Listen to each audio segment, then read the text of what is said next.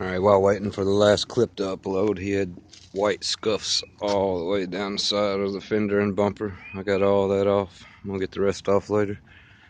So next step, I got the staples done around the back.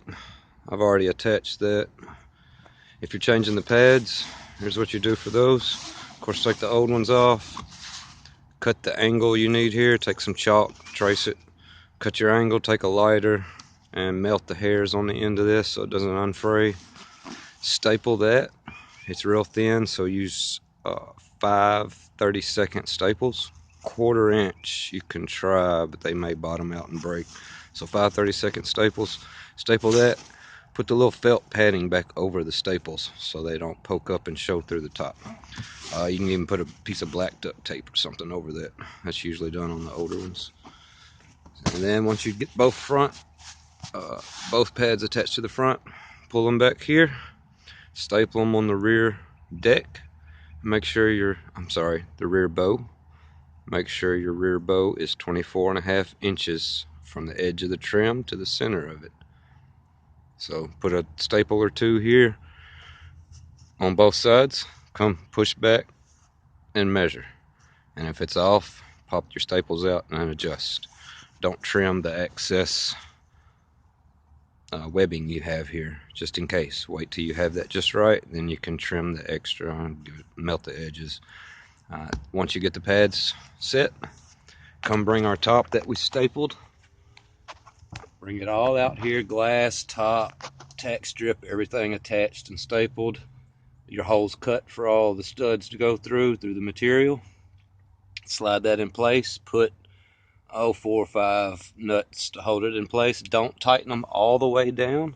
Leave an 1/8 inch to a 1/4 inch gap to tighten the tension down on the top when it's all finished. That'll make it nice and tight. Just an extra little tip. So give a little clearance. Don't tighten those all the way down. So once you get those tight, then you can come here and grab the window itself. This is hard. You may need a second person to staple or pull and hold. So push back on the bar and pull the window as hard as you can to get it nice and straight, tight like a drum, and start stapling from the center. And then pull out at an angle this way, forward and out, stretching out and forward, and then staple all the way down. So once you get to that point, then we're going to attach the cables. Pull your top up. Here's the hook. There it is.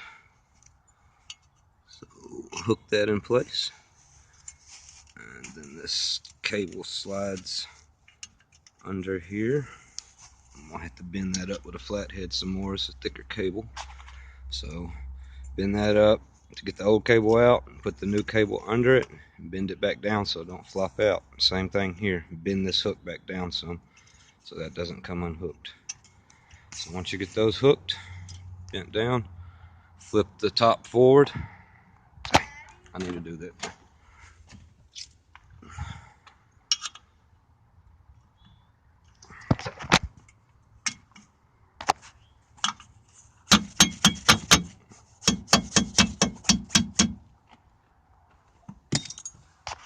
So flip the top forward now.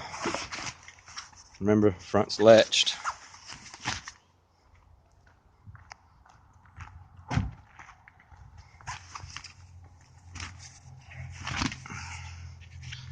Now, we're gonna unlatch the top, excuse me. We're gonna raise the frame up halfway and pop rivet these side cables into that. You're not gonna be able to stretch them to pop rivet it here, so we need to raise the top to relieve the tension. And then once those are pop riveted in place, 3/16 medium rivets. Now pull the slack out of the top towards the front of the frame with it up and let it come down slowly. Remember, we had problems with the hydraulic line, so this frame is loose. I'm able to flip it back and forth. You're going to have to keep hitting the button or disconnect your hydraulic pumps, whichever you find easier. I like the hydraulic pumps attached, so when the top's halfway up, it's not going to fall on me while I'm working on it. We'll get to that point on the next video. After you get your cables attached, tension pulled up on the top, check it out, make sure you pull most wrinkles out, and take you a chalk and make a chalk mark right on the front header on top of the material. So pull that material and find the edge and put a little chalk mark there. And I'll show you what to do with that chalk mark on the next video. So get to that point.